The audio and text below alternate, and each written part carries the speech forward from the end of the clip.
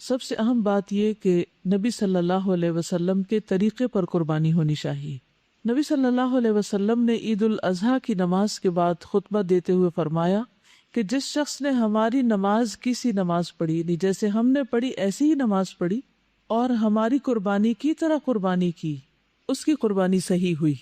تو اس معاملے میں بھی ہمیں نبی صلی اللہ علیہ وسلم کا اتباع کرنا ہوگا، تب ہماری قربانی عبادت کا درجہ قرار پائے گی۔ اگر ہم نے اس میں خود ساختہ طریقے اختیار کیے تو درست نہیں ہوگے۔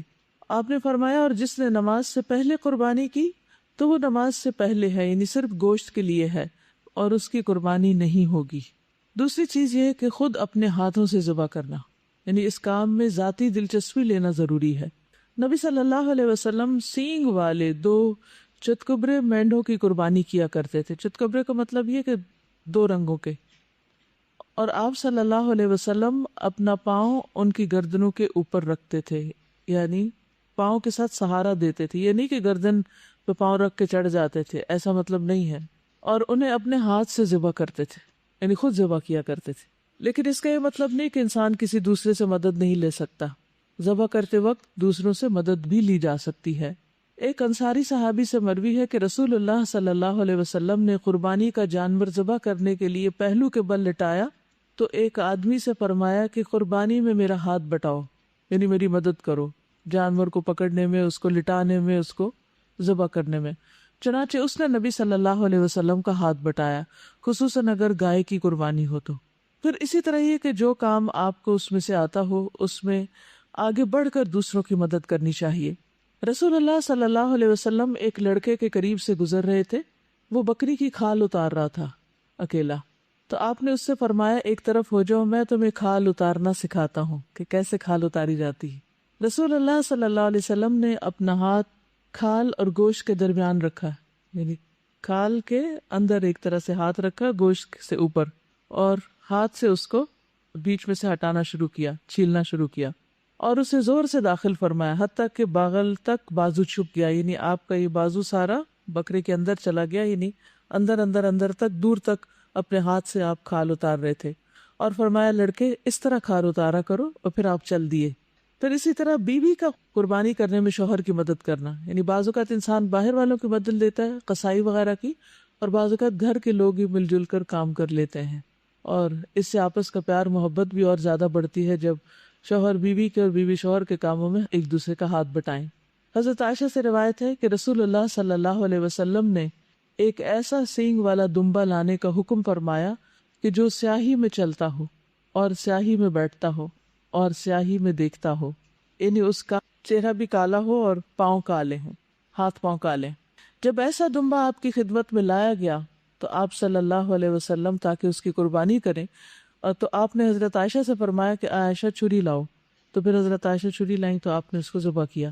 تو اس میں یہ ہوتا ہے کہ ذبح کرنے میں صرف جانور کو کاٹنا ہی مقصود نہیں ہوتا، اس میں بہت سے کام ہوتے ہیں۔ اس میں پانی وہاں رکھنا ہوتا ہے، جانور کو پہلے پانی پلا لیتے ہیں، پھر جگہ بناتے ہیں، رسی وغیرہ کی بازو کا ضرورت ہوتی ہے، اور پھر کاٹنے کے بعد خون نکلتا ہے تو اس کو دھونا، صاف کرنا، پھر جھول وغیرہ ہوتی ہے۔ جھول کا پتہ نا، جھول کس کو کہتے ہیں؟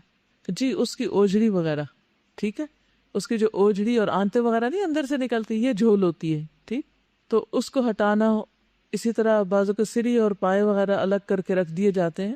تو اس میں اگر ابو قربانی کر رہے ہیں اور کھال اتار رہے ہیں تو امی ساتھ کیا کر سکتی ہیں، اور بیٹیاں کیا کر سکتی ہیں، اور بیٹے کیا کر سکتے ہیں، اور پھر اس کے بعد یعنی سارے مل کے اس کی پوری مینجمنٹ کر لیں، اور پھر اس کو اچھے طریقے سے جب گوشت وغیرہ کٹ جائے تو پھر اس کی پیکنگ اور اس کی تقسیم، اس کام میں بھی شریک ہونا چاہیے، اور بچوں کو بھی اس میں شریک کرنا چاہیے۔ ساری سنت سے محروم ہو جاتے ہیں، اس لیے کچھ نہ کچھ گھر میں ضرور کرنا چاہیے۔ جیسے نبی صلی اللہ علیہ وسلم 2 مینڈے کیا کرتے تھے، تو آپ اگر 2 کر رہے ہیں تو 1 دے دیں اور 1 گھر میں کر لیں۔ لیکن اس کو سیلیبریٹ کرنا ایک طرح سے، اور اس پورے عمل میں شریک ہونا جو ہے، اس سے وہ روح آتی ہے انسان کے اندر۔ اگر وہ کہے نہیں میں تو گوشت کو ہاتھ نہیں لگاتی ہوں، اور تو میرے سامنے کٹا میں تو کھاؤں گی بھی نہیں، اور ہائے یہ بال کیسے ہیں اس کے، یہ دم بھی ہوتی ہے اس کی، اور یہ تو جھول ہے، اور اس طرح کے بہت سے نخرے کر کے عام طور پر لڑکیاں پیچھے ہٹ جاتی ہیں کام سے۔ تو یہ نہیں ہونا چاہیے، کچھ بھی ہو اس کو سنت سمجھ کر آگے بڑھنا ہے، ہاتھ لگانا ہے، تقسیم کرنا ہے، دینا ہے، اور اللہ کا شکر ادا کریں کہ آپ کے جسم صحیح سلامت ہے، آپ یہ سب کچھ ابھی کر سکتے ہیں، تو یہ کام کر لیں۔ اور ان سارے کاموں کے کرنے میں آپ کے دل میں خیال کیا ہونا چاہیے کہ سنت ابراہیمی کو زندہ کر رہے ہیں، وہ اللہ کے دوست تھے، ان کے طریقے کو فالو کرتے ہوئے شاید اللہ سبحانہ وتعالیٰ ہم سے بھی محبت کرے، یعنی اللہ کی محبت میں یہ کام کرنا ہے، ٹھیک ہے؟ اس کو بوجھ سمجھ کے نہیں کرنا، مصیبت سمجھ کے نہیں کرنا، اور کام کرتے ہوئے بہت باتیں نہیں بنانی، باتیں ہی نہیں کرتے چلے جانا۔ کچھ لوگوں کو میں نے دیکھا ہے کہ چاہے وہ کوئی بھی کام کر رہے ہوں وہ بولتے بہت ہیں، حتیٰ کہ آج مجھے کسی نے بتایا کہ وہ کسی کے غسل میں شریک تھی، آج کسی کی ڈیتھ ہو گئی، تو جو غسل دے رہی تھی مسلسل باتیں کیے جا رہی تھی۔ تو اب دیکھیے کہ میت کو ہاتھ لگاتے وقت اس وقت انسان کو اپنی آخرت یاد کرنی چاہیے، اپنے آپ کو وہاں رکھ کے دیکھنا چاہیے۔ اس سے کئی اور سبق انسان کو مل سکتے ہیں کہ جس طرح میت اب اپنے لیے کچھ نہیں کر سکتی، ایک دن میں بھی اس ٹیبل پر یا اس چارپائی پر ہوں گی، اپنے لیے کچھ نہیں کر سکوں گی، میں اپنے لیے کیا چاہوں گی کہ مجھے کس طرح ہاتھ لگایا جائے، اسی طرح اس کو ہاتھ لگایا جائے۔ یعنی کئی سبق ہو سکتے ہیں، اور اگر ہم صرف باتیں کرتے چلے جائیں تو غور و فکر کرنا کم ہو جاتا ہے، اور پھر استغفار کرنا اور اللہ کی یاد اور موت سے جو عبرت ہے وہ ختم ہو جاتی۔ تو ہر وقت نہیں بولتے، اس کا یہ مطلب بھی نہیں کہ ایسی چپ سادھ لیتے ہیں کہ بالکل ہی نہیں بولتے، یعنی کہ آپ ضرور بات کریں، لیکن ایک ایسا شغل نہ لگا لیں کہ جس میں پھر روح چلی جائے، کسی ایکسٹریم پر نہ ہو، یعنی آپ بات بھی کریں اور خوشگوار ماحول بھی رکھیں، لیکن ٹو مچ ٹاکنگ نہ ہو۔ اس میں سے جو چیزیں سمجھ میں آ رہی ہو، جو سبق نکل رہے ہوں، ان کو ضرور آپس میں ایک دوسرے سے شیئر کریں، اور ہو سکے تو تھوڑا سا یعنی گوشت، خون، ان سارے جو اعضاء ہیں، ان کی فنکشننگ ہے، ان کی جو حقیقت ہے، اس کے بارے میں کچھ پڑھ بھی لیں۔ خون کس چیز سے بنا ہوتا ہے، دل کیسے کام کرتا ہے، پھیپھڑے کیسے، کیونکہ اگر بکرے کے پھیپھڑے سلامت نکالیں نا، اس کی جو پائپ ہوتی ہے اس کے ساتھ اگر اس میں ہوا بھرے تو وہ پھولنے بھی لگتے ہیں، کہ کس طرح پھولتے ہیں، اسپنجی ہوتے ہیں تو کس قسم کے ہوتے ہیں، سپلین کس کو کہتے ہیں، اور کڈنیز کیسے ہوتے ہیں۔ ہم تو کٹے ہوئے کڈنی کھاتے ہیں، ہم سمجھتے ہیں کڈنی ایسے ہی آدھا سا ہوتا ہے، تو کڈنی کی اصل شیپ کیا ہوتی، تو اس میں بچوں کو سکھائیں، بلکہ اپنے آس پاس کے جو بچے ہیں ان کو ایک ایک چیز سکھائیں، وینز کون سی ہیں، آرٹریز کون سی ہیں، اور اس میں، اور یہ سب کچھ کیا ہوگا، اللہ کی تخلیق پر غور کرنا ہوگا کہ گوشت ہڈیوں کے ساتھ کیسے جڑا ہوا ہے۔ جی اسی طرح ایک عید تھی اور بکرا ذبح کیا گیا تھا، تو ان دنوں میں میٹرک میں تھی اور میں کڈنی کے بارے میں پڑھ رہی تھی۔ پاپا کو کہا کہ مجھے سمجھا، مجھے سمجھ نہیں آ رہی، تو جب وہ ذبح کیا گیا تو پاپا نے تب مجھے بلایا اور اس کا کڈنی کٹا ہوا تھا، ادھر سے مجھے سمجھایا۔ اس کے بعد وہ کبھی نہیں بھولا، اور وہ مجھے ابھی بھی یاد آتا ہے۔ اچھا، اس کی حیثیت بہت، یعنی یہ ساری چیزیں بھی سیکھنے کی، ٹھیک ہے ہماری باڈی بالکل اس طرح کی تو نہیں، لیکن کافی حد تک ملتی جلتی بھی ہے، بہت سے اعضاء ملتے جلتے بھی ہیں، تو ان اعضاء کو دیکھ کر ہم اپنے بچوں کو بہت کچھ سکھا بھی سکتے ہیں۔ تو مومن کا ہر کام بامقصد ہوتا ہے، صرف شغل نہیں ہوتا، صرف سیلیبریشن نہیں ہوتی، ہر چیز بامقصد۔ پھر اگر عورت اپنے ہاتھ سے قربانی کر رہی ہے تو بھی ٹھیک ہے، اگر اتنی ہمت ہے، اتنی طاقت ہے، اور پھر اپنی بیٹیوں کو بھی شریک کرنا۔ ابو موسیٰ اشعری رضی اللہ عنہ نے اپنی بیٹیوں سے کہا کہ اپنی قربانی وہ اپنے ہاتھ سے ہی ذبح کریں، اپنا کام خود کریں۔ تو اس سے دو باتیں پتہ چلتی ہیں، ایک تو یہ کہ بیٹیوں کی قربانی الگ تھی، انہوں نے اپنی بھی کی، اور دوسرے یہ ہے کہ انہوں نے اپنے ہاتھ سے کی۔ پھر قربانی کرنے کے لیے جگہ مقرر کرنا۔ عبداللہ ابن عمر رضی اللہ عنہ قربانی کرنے کی جگہ قربانی کرتے تھے۔ پھر عیدگاہ میں قربانی کرنا۔ نافع کہتے ہیں کہ عبداللہ بن عمر نے بتایا کہ رسول اللہ صلی اللہ علیہ وسلم عیدگاہ میں قربانی کیا کرتے تھے، یعنی جہاں نماز پڑھتے تھے وہیں کھلے میدان میں قربانیاں کی جاتی تھی۔ اس کا ایک فائدہ یہ بھی ہے کہ اگر میدان کچا ہو تو قربانی کرنے کے بعد اس کے جو خون وغیرہ ہے اس کو زمین کھود کے اس کے اندر سب کچھ دفن کیا جا سکتا ہے، اور اس طرح کسی قسم کا تعفن نہیں پھیلتا جو عموماً ہمارے شہروں میں پھیل جاتا ہے، جب ہر شخص اپنی قربانی کر کے جھول وغیرہ کو اپنے دروازے پہ باہر رکھ دیتا ہے۔ اب ذبح کرنے کی شرائط کیا ہیں؟ اچھے طریقے سے ذبح کرنے کے لیے چند شروط کا ہونا ضروری ہے۔ ذبح کرنے والے کا اہلیت والا ہونا، یا وہ مسلمان ہو یا اہل کتاب میں سے ہو، کیونکہ اہل کتاب کا ذبیحہ بھی کھایا جا سکتا ہے، لیکن اگر بت پرست ہو تو اس کا ذبیحہ نہیں کھا سکتے۔ یعنی اگر آپ کسائی بلا رہے ہیں تو وہ مسلم ہونا چاہیے، نمازی ہونا چاہیے، یا پھر اہل کتاب میں سے ہونا چاہیے۔ نماز مسلمان ہونے کے لیے شرط ہے نا، تو آپ ضرور کسائی سے پوچھو نماز پڑھتا کہ نہیں۔ اسی طرح مرتد کا ذبیحہ بھی جائز نہیں، کہ ایک شخص سو کالڈ مسلم ہے لیکن وہ اسلام کے خلاف باتیں کرتا ہے، نبی صلی اللہ علیہ وسلم کا مذاق اڑاتا ہے یا دین کی چیزوں کا مذاق اڑاتا ہے، تو اس سے بھی ہوشیار رہیں۔ اور یہ نمازی کی شرط جو ہے یہ امام نووی نے لگائی ہے، الاربعین النوویہ والے جو ہیں۔ اور اہل کتاب کے ذبیحہ کے حلال ہونے کی دلیل کیا ہے؟ وَطَعَامُ الَّذِينَ أُوتُوا الْكِتَابَ حِلٌّ لَكُمْ وَطَعَامُكُمْ حِلٌّ لَهُمْ، اہل کتاب کا کھانا تمہارے لیے حلال اور تمہارا کھانا ان کے لیے۔ ابن عباس کہتے ہیں کہ طعام سے مراد ما ذبحوہ، وہ کھانا ہے جس کو انہوں نے ذبح کیا ہو، اگر ذبح نہیں کیا تو وہ نہیں کھا سکتے۔ کیونکہ بعض لوگ یہ کہتے ہیں کہ ٹھیک ہے کرسچنس کے گھر سے کچھ بھی کھا سکتے ہو سکتا ہے انہوں نے خنزیر پکا رکھا ہو، پھر تو ایسے صورت میں سے آنکھیں بند کر کے نہیں کھایا جا سکتا۔ طعام سے مراد جو انہوں نے صحیح حلال چیز کو پکایا ہوا ہو۔ پھر اسی طرح ذبح کرنے والے کا آلہ درست ہونا چاہیے، یعنی چھری شارپ ہونی چاہیے، اور چھری جو ہے وہ لوہے کی بھی ہو سکتی ہے، چاندی کی بھی ہو سکتی ہے، سونے کی بھی ہو سکتی، اسی طرح کسی ایسی لکڑی کی بھی ہو سکتی ہے کہ جس سے کٹائی ہو سکتی، کیونکہ بعض اوقات لوہے کی چھری میسر نہیں ہوتی، لیکن شرط یہ ہے کہ وہ تیز ہو۔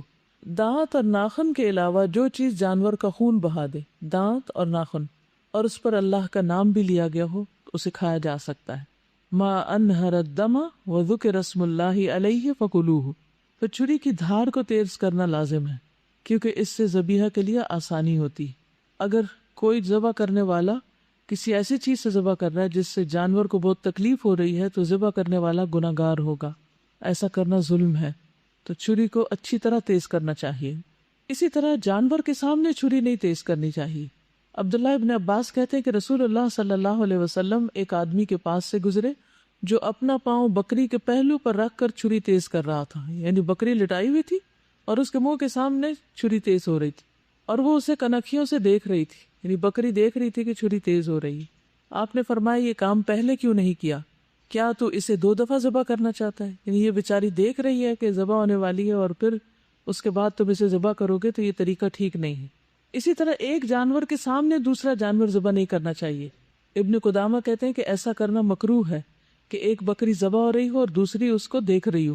ذبح کرتے ہوئے رحم کرنا چاہیے، یعنی اس وقت اپنے آپ کو بھی کام ڈاؤن رکھنا چاہیے اور پیار سے کرنا چاہیے۔ نبی صلی اللہ علیہ وسلم نے فرمایا جس نے رحم کیا، اگرچہ چڑیا کو ذبح کرنے کا معاملہ ہو، اللہ تعالیٰ روز قیامت اس پر رحم فرمائے گا۔ ارحموا من فی الارض یرحمکم من فی السماء، زمین والوں پہ تم رحم کرو، آسمان والا تم پر رحم کرے گا۔ تو ہر ایک کے ساتھ رحمت کا معاملہ، تو احسن طریقے سے جانور کو راحت پہنچاتے ہوئے عمدہ طریقے سے ذبح کرنا چاہیے۔ صحیح مسلم کی روایت ہے، ان اللہ کتب الاحسان علی کل شیء، بے شک اللہ نے ہر چیز پر احسان کو واجب کیا ہے۔ فَإِذَا قَتَلْتُمْ فَأَحْسِنُوا الْقِتْلَةَ، پھر جب تم قتل کرو تو اچھی طرح قتل کرو، یعنی اچھے طریقے سے کرو۔ وَإِذَا ذَبَحْتُمْ فَأَحْسِنُوا الذَّبْحَ، اور اگر تم ذبح کرو تو احسان کے ساتھ ذبح کرو، عمدہ طریقے سے ذبح کرو۔ وَلْيُحِدَّ أَحَدُكُمْ شَفْرَتَهُ، چاہیے کہ تم میں سے ایک اپنی چھری تیز کر لے۔ فَلْيُرِحْ ذَبِيحَتَهُ، اور اپنے ذبیحے کو راحت پہنچائے، آرام دے۔ تو کیسے آرام پہنچایا جا سکتا ہے؟ ابھی انشاءاللہ ایک شارٹ کلپ بھی آپ کو دکھائیں گے کہ کیسے جانوروں کو ذبح کیا جا رہا ہے اور کس طرح ان کو آرام پہنچایا جا رہا ہے۔ جی شاباش۔ آرام پہنچانے میں سب سے پہلی بات یہ ہے کہ چھری تیز ہونی چاہیے۔ دوسرا یہ کہ طریقہ پہلے سے ہی آنا چاہیے، طریقہ سیکھا ہوا ہونا چاہیے۔ یہ نہیں کہ چھری چلانے کے بعد پتہ چلے کہ غلط جگہ چھری چلائی ہے اور پھر اس کے بعد ایک اور جگہ تب آزمائی شروع کر دی جائے، یہ درست نہیں۔ اور اسی طرح چھری کے ساتھ گھر گھر گھر نہ کرتا جائے انسان، بلکہ تیزی کے ساتھ ذبح کرے۔ گھر گھر کرنا کا یعنی اس کو کر کر کے چھوٹے سے کٹ لگا کے جس سے بہت زیادہ دیر لگ جائے۔ تیز چھری ہو اور ایک بار میں ہی کام تمام ہو جائے، تو اس سے اس کی شارک کٹ جاتی ہے اور اس کے سینسز ختم ہو جاتے ہیں، بکری آرام میں آ جاتی۔ اب اس کا خون نکلے، وہ تڑپے، بکری کو کوئی تکلیف نہیں، بس اس کی تکلیف صرف اتنی جتنی دیر میں اس کا گلا کٹا، بس بات ختم۔ وہ ہمیں دیکھ کے لگ رہا ہوتا ہے کہ ہائی اس کو بہت تکلیف ہو رہی، لیکن نہیں، جب شارک کا رابطہ جسم سے کٹ جاتا ہے تو وہ تکلیف کا سلسلہ ختم ہو جاتا ہے، کیونکہ ہر قسم کے درد اور پین ہمارے نروس سسٹم کے ساتھ منسلک ہے۔ جب کسی بھی جسم کے حصے کا، کسی بھی رگ کا سلسلہ وہاں سے منقطع ہوتا ہے تو آپ دیکھیں گے کہ آپ زندہ بھی ہوتے ہیں۔ اگر مثلا ہاتھ میں سے کوئی ایسی چیز ہوگی تو آپ کے ہاتھ کو بھی کچھ محسوس نہیں ہوگا، آپ کو کتنی بڑی چوٹ لگ جائے۔ ٹھیک، پھر اسی طرح ذبح کرتے ہوئے جانور کے چاروں پاؤں آزاد رکھے جائیں، چاروں پاؤں کھلے ہوں، رسی نہ بندھی ہو. کیوں؟ کیونکہ جب جان نکل رہی ہوگی تو وہ تڑپے گا، ہاتھ پاؤں مارے گا، اور اگر ہاتھ پاؤں بندھے ہوئے ہو تو اس کے لیے آرام کی بات نہیں ہے. یعنی شروع میں لٹاتے وقت اگر آپ صحیح طریقے سے لٹائیں گے تو آپ دیکھیں گے کہ انشاءاللہ آپ کو ضرورت نہیں پیش آئے گی کہ آپ ان کے پاؤں پکڑیں. لیکن اگر کسی وجہ سے پکڑے بھی ہیں تو جو ہی چھری پھر جائے تو پاؤں چھوڑ دیں. بعض لوگ بکری کو لٹا کے اوپر بیٹھ جاتے ہیں، یہ بھی بڑا ظلم ہے. بعض لوگ ہاتھ پاؤں پکڑ کے رکھتے ہیں، بعض اس کی بائیں ٹانگ کو مروڑ کر گردن کے پیچھے رکھتے ہیں. یہ بھی آپ نے دیکھا ہوگا، یہ بھی اذیت دینے والا طریقہ ہے. تو جانوروں کے ہاتھ پاؤں باندھ کر ذبح کرنے کی مذمت کی گئی ہے، ممانعت کی گئی ہے. رسول اللہ صلی اللہ علیہ وسلم نے منع فرمایا کہ جانوروں کو باندھا جائے اور قتل کیا جائے. پھر اسی طرح بسم اللہ اللہ اکبر پڑھ کر تکبیر کہہ کے ذبح کرنا چاہیے، کیونکہ اس سے جانور حلال ہوتا ہے. اگر اللہ کا نام نہ لیا جائے تو قرآن مجید میں کیا آتا ہے؟ وَلَا تَأْكُلُوا مِمَّا لَمْ يُذْكَرِ اسْمُ اللَّهِ عَلَيْهِ، وہ چیز نہ کھاؤ جس پر اللہ کا نام نہ لیا گیا ہو. حدیث میں آتا ہے، صحیح بخاری کی روایت ہے، ما انہر الدم وذکر اسم اللہ علیہ فکل، جو چیز خون بہا دے اور ذبح کرتے وقت اس پر اللہ تعالیٰ کا نام بھی لیا گیا ہو تو اس کا گوشت کھانا حلال ہے. دو بڑی شرائط ہے ذبح کی، ایک خون بہانا اور دوسرا بسم اللہ پڑھنا. ما انہر الدم، جس کا خون بہ جائے، وذکر اسم اللہ علیہ، اور اس پر بسم اللہ پڑھی جائے تو وہ جانور حلال ہے. اور جس پر نام نہ پڑھا جائے اس کو کیا کہا؟ وَإِنَّهُ لَفِسْقٌ، سورۃ الانعام کی 121 آیت ہے کہ بلا شبہ یقیناً یہ سراسر نافرمانی ہے، یہ گناہ کا کام ہے. تو جانور کا خون بہانا یعنی اس کی رگیں وہاں سے کاٹی جائیں جس سے اس کا خون باہر نکل آئے، کیونکہ اگر خون اندر ہی رہ جائے گا تو وہ نقصان دہ ہو جائے گا. اسی لیے رگوں کو کاٹنا لازمی ہے جس سے خون بہے. یہ 4 چیزیں کٹیں گی، کھانے کی نالی، سانس کی نالی اور 2 رگیں، کیونکہ اس سے جانور بالکل پاکیزہ ہو جاتا ہے، صاف ستھرا ہو جاتا ہے، سب خون باہر آ جاتا ہے. جہاں جانور کی وہ 2 رگیں نہ کاٹی جائے اس کو شیطان کا ذبیحہ نبی صلی اللہ علیہ وسلم نے قرار دیا. اونٹ کو بٹھا کے نہر نہ کیا جائے، اونٹ کو کھڑا کر کے نہر کیا جائے، نہیں ذبح کیا جائے، کیونکہ نبی صلی اللہ علیہ وسلم کا طریقہ یہی تھا. زیاد بن جبیر کہتے ہیں کہ میں نے دیکھا کہ عبداللہ بن عمر ایک شخص کے پاس آئے جو اپنا اونٹ بٹھا کر نہر کر رہا تھا.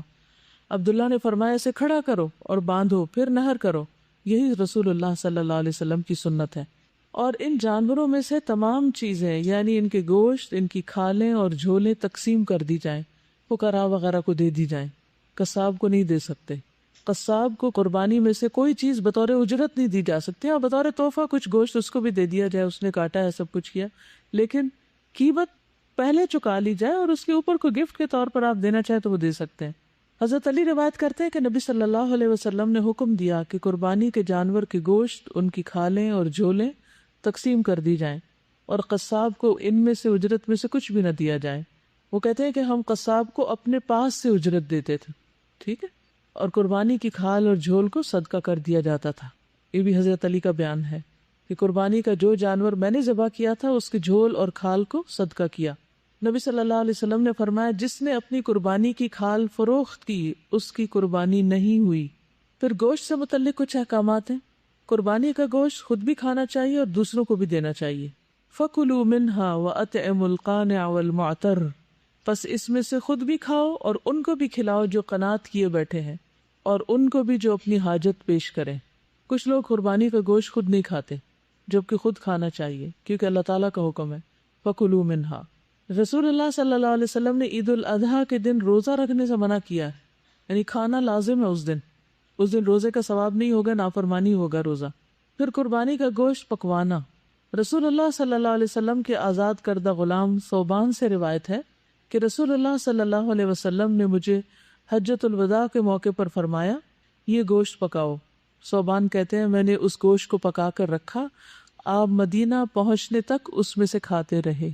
میرے 8 دن سفر میں لگے شاید، تو اس سارے عرصے میں راستے میں بھی کھاتے نہیں. اس طرح پکایا گیا ہوگا کہ وہ خراب نہ ہو، یعنی کئی دن تک کھا سکتے ہیں، رکھ بھی سکتے ہیں، فریز بھی کر سکتے ہیں، اس کا شوربہ بنا کے پی سکتے ہیں، اس کے جتنی بھی ریسیپیز آپ کو آتی ہیں ان سب کو ٹرائی کر سکتے ہیں، کچھ بھی کھانا اس میں سے منع نہیں.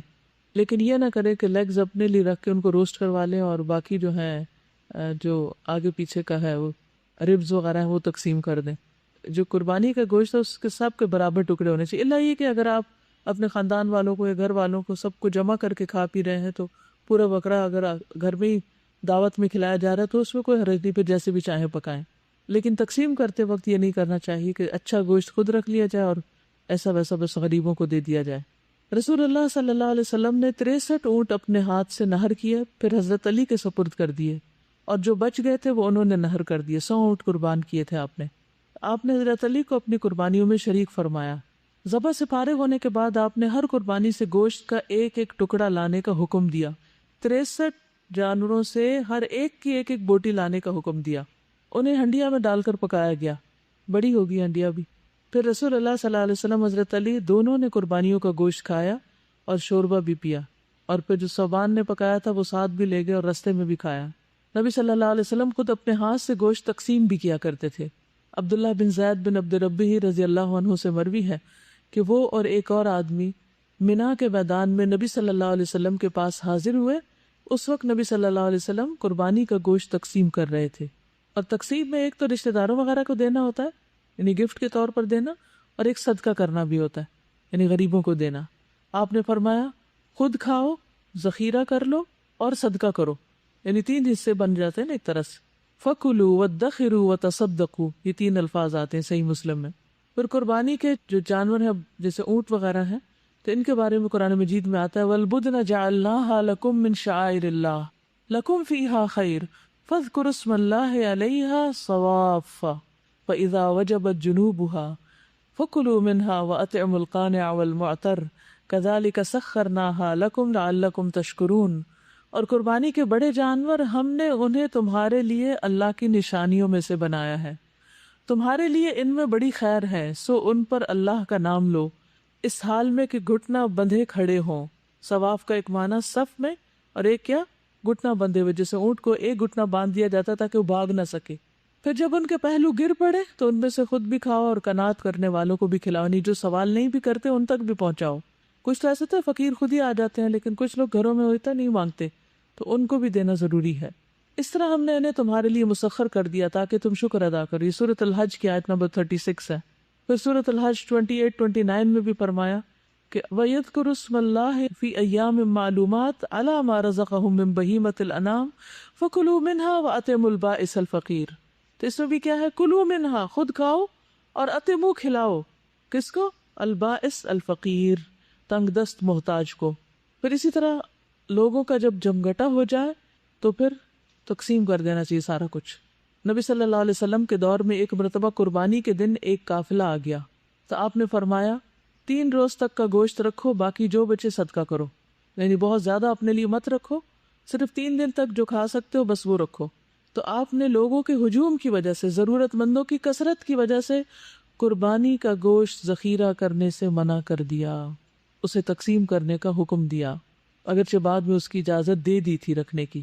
مثلا اگر اس سال سیلاب ہے اور سیلاب زدگان کو زیادہ ضرورت ہے تو پھر وہاں زیادہ دے دینا چاہیے اور خود کم کھانا چاہیے، اپنے ذخیرہ کرنے کے لیے کم رکھنا چاہیے۔ اسی طرح اگر آس پاس بھوک اور مفلسی ہو، غربت ہو، فقر ہو، تو اس صورت میں قربانی کا گوشت ذخیرہ نہیں کرنا چاہیے، اپنے فریزرز میں نہیں رکھنا چاہیے۔ سلمہ بن الاکوع نے بیان کیا ہے کہ نبی صلی اللہ علیہ وسلم نے فرمایا، جس نے تم میں سے قربانی کی تو تیسرے دن وہ اس حالت میں صبح کرے کہ اس کے گھر میں قربانی کے گوشت میں سے کچھ بھی بچا ہوا نہ ہو۔ یہ کس صورت میں؟ جب غریب فقیر بہت ہو۔ دوسرے سال صحابہ نے عرض کیا، یا رسول اللہ، کیا ہم اس سال بھی وہی کریں جو پچھلے سال کیا تھا کہ 3 دن تک بس قربانی کا گوشت رکھیں؟ آپ نے فرمایا کہ اب کھاؤ، کھلاؤ اور جمع کرو، کیونکہ اب اس سال اس طرح لینے والے لوگ نہیں ہیں۔ تو حالات کے بدلتے ہوئے احکام بھی بدل گئے۔ فرمایا پچھلے سال تو چونکہ لوگ تنگی میں مبتلا تھے، اس لیے میں نے چاہا کہ تم لوگوں کی مشکلات میں ان کی مدد کرو، اور اس سال وہ تنگی نہیں ہے تو اس لیے کھا بھی سکتے ہو، دے بھی سکتے ہو، اور اس کے ساتھ ساتھ ذخیرہ بھی کر سکتے ہو۔ جابر بن عبداللہ کہتے ہیں کہ ہم اپنی قربانی کا گوشت منا کے بعد 3 دن سے زیادہ نہیں کھاتے تھے، تو نبی صلی اللہ علیہ وسلم نے ہمیں اجازت دے دی اور فرمایا کہ کھاؤ اور توشے کے طور پر ساتھ بھی لے جاؤ۔ چنانچہ ہم نے کھایا اور زاد راہ کے لیے بھی رکھا۔ ابو سعید خدری سے مروی ہے کہ نبی صلی اللہ علیہ وسلم نے ہمیں 3 دن سے زیادہ قربانی کا گوشت کھانے سے منع کیا۔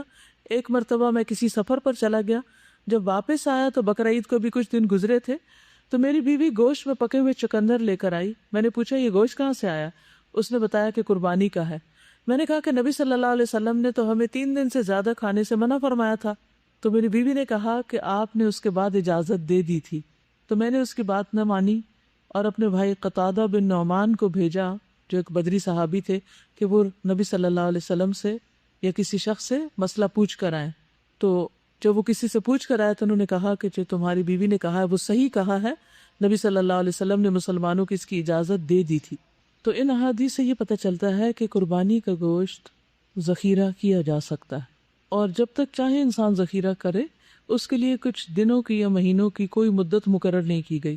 برائدہ اپنے والد سے روایت کرتے ہیں کہ رسول اللہ صلی اللہ علیہ وسلم نے فرمایا، میں نے تمہیں قبروں کی زیارت سے منع کیا تھا، قبرستان جانے سے منع کیا تھا، اب تم ان کی زیارت کیا کرو، یعنی اپنے عبرت کے لیے جایا کرو، اور میں نے تمہیں 3 دن سے اوپر قربانیوں کے گوشت رکھنے سے منع کیا تھا، اب تم جب تک چاہو رکھ سکتے۔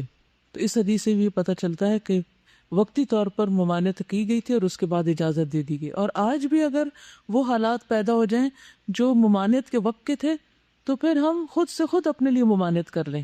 عابس کہتے ہیں کہ میں نے حضرت عائشہ رضی اللہ تعالیٰ عنہا سے پوچھا، کیا نبی صلی اللہ علیہ وسلم نے 3 دن سے زیادہ قربانی کا گوشت کھانے سے منع کیا تھا؟ تو انہوں نے کہا کہ نبی صلی اللہ علیہ وسلم نے ایسا کبھی نہیں کیا، صرف 1 سال اس کا حکم دیا گیا تھا، جس سال قحط پڑا تھا۔ تو نبی صلی اللہ علیہ وسلم نے چاہا کہ جو مال والے ہیں وہ گوشت محفوظ رکھنے کی بجائے محتاجوں کو کھلا دیں، اور ہم بکری کے پائے محفوظ رکھ لیتے تھے اور ہم اسے 15 دن بعد کھاتے تھے۔ ان سے پوچھا گیا کہ ایسا کرنے کی کیا مجبوری تھی، 15 دن تک آپ لٹکائے رکھتے؟ اس پر ام المومنین ہنس پڑی، فرمایا آل محمد نے صلی اللہ علیہ وسلم سالن کے ساتھ گیہوں کی روٹی 3 دن تک برابر کبھی نہیں کھائی، یہاں تک کہ آپ اللہ سے جا ملے۔ یعنی ہمارے پاس ہوتا ہی کب تھا؟ تو قربانی کا موقع ایسا ہوتا تھا کہ جس میں ہم اس کو کچھ زیادہ دن تک لے چلتے تھے۔ آپ اس کہتے ہیں کہ میں نے عائشہ رضی اللہ تعالیٰ عنہا سے قربانی کے گوشت کے بارے میں پوچھا تو انہوں نے کہا، ہم 1 ماہ تک قربانی کے پائے رسول اللہ صلی اللہ علیہ وسلم کے لیے رکھ چھوڑتے تھے اور آپ کھا لیا کرتے تھے۔